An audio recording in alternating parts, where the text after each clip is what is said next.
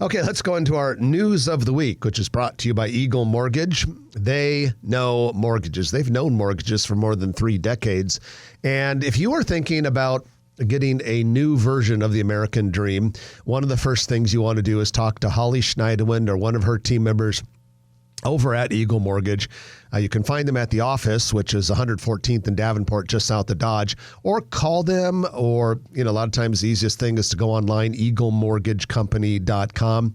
But they are a mortgage broker, which means they are not beholden to any bank. They are not captured by a bank. Or lender. They can shop the market, get the one that's right for you, and they have quite the track record of doing it. Look, for most people, houses are the most expensive things they buy. And if you're thinking about possibly getting a new one, make Eagle Mortgage one of your first meetings. Eagle Mortgage Company. Even if you're getting a used house. .com. Well, I think most people buy used houses, don't they? Yeah, lightly used. Okay, so let's go into our news of the week content. And the first thing on the docket, Mutual of Omaha's future skyscraper headquarters. Interesting feature about it this week by WWT. They talked to the developer, and something interesting that came out of the story, the concrete shear tower, that's the central core that holds the elevator shafts and the stairwells and all that sort of thing, should reach 200 feet within 6 months from now. Wow. And 300 feet by the end of the year. Now, when it's complete in 2026, it'll be 677 feet tall, which is, as we've talked about before, the tallest building in a multi-state region. But, interesting, if it's going to be 200 within 6 months, it might actually be more than 300 by the end of the year. I'd love to see that. You would love to see that, and all you have to do if you want to see it is go drive downtown, and when you're in the 14th and Farnham, 15th and Douglas area, just look up. It is coming along pretty nicely. The Nebraska Department of Transportation is receiving a $15.3 million collection of federal grants for improvements to 21 airports across the state.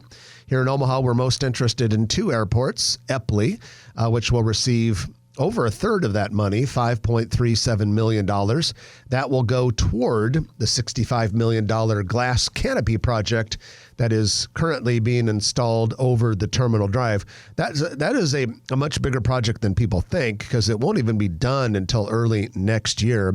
And then the other Omaha airport, the Millard Airport, will receive $293,000 to repave for repaving of some of the taxiway. So now, $5.3 million doesn't sound like a whole hell of a lot when you consider 2 weeks ago we were talking about the $950 million terminal expansion.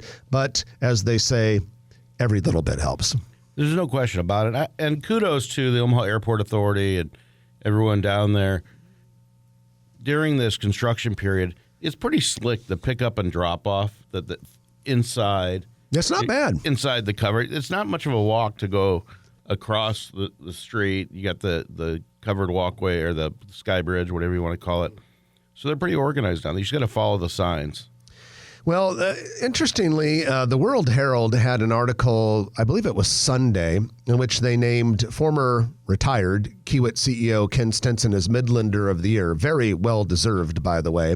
But in the article, it was talking about the downtown parks. Now, Ken Stenson, along with Mogens Bai, who is the former Valmont CEO, those were the visionaries and the movers, shakers, the driving forces behind the 3 big riverfront parks, $350 million renovation. But here's the thing in the article that jumped out at me, Trenton. 2 million people have already visited the 3 newly renovated riverfront parks, and more than 40,000 have visited the Heartland of America Park's skating ribbon just in the time since it converted from roller skating to ice skating. I believe it, and I think that these are stakeholders, these are families, foundations that literally got together, sat around a table probably, and said, let's each put in $50 million and give it back to our... And it doesn't matter whether they have $1 billion, multi-billion dollars, or a lot of money. They're doing it. They're doing it while they're still alive for the most part, and they're champions of our city, and they are pretty low-key if you think about it. It's called the Riverfront Park. It's not called the Stinson Park. It's not called the Bowens By Park. It's the Omaha River City or Omaha Riverfront Park. Yeah, we are so fortunate in this town. And I know regular listeners hear us say this a lot, but don't get tired of saying it and don't get complacent about it. We are very, very fortunate to have an unusually large and dedicated philanthropic community. A lot of business leaders or people from families that have had successful businesses, in some cases many years ago, that have just stayed very loyal, very active. And it's shocking how many of our blockbuster projects are largely, or in some cases almost 100%, privately funded by people that are doing this just for the good of the community. When I make donations, I go by the name Anonymous. That's you? Yeah. Okay, you're prolific. And then finally, Metropolitan Area Planning Agency has released a report, and it was the big story in this week's newsletter if you want to go take a look at it. But kind of a couple of cool things. So first of all, it looked at growth of traffic in the metro area from 2020 to 2022. Now, you might be thinking, it's February of 24. Well, it takes a while to compile this stuff.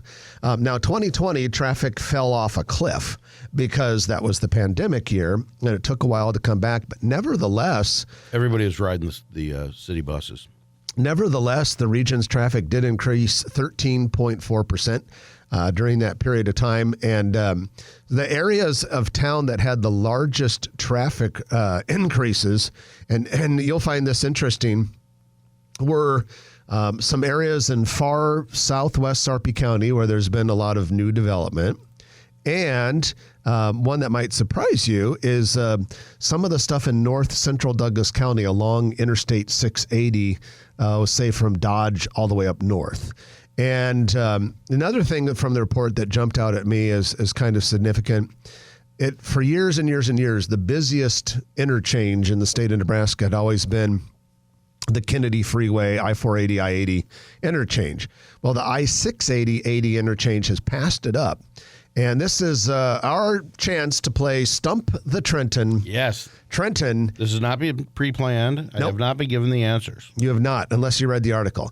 How many cars per day go through the I-680 interchange in 2022? 2022. See, I had all the 21 numbers. Let's see, 22. I will say, I have no idea, but 75,000. You're way low, and therefore you'll be thoroughly impressed by this number. 231,000 cars a day. Holy moly! That's a lot of cars to go through the I-680. Oh, I thought you were talking about different makes of cars. That's right. Okay, so with that, we're going to end the news of the week, brought to you by Eagle Mortgage, eaglemortgagecompany.com. If you like this video, be sure to hit those like and subscribe buttons. And remember, Grow Omaha is not just media. This is a mission. We are trying to build up Omaha and make it an even better place. We can only do that with your help. Share this video with your friends, neighbors, and family.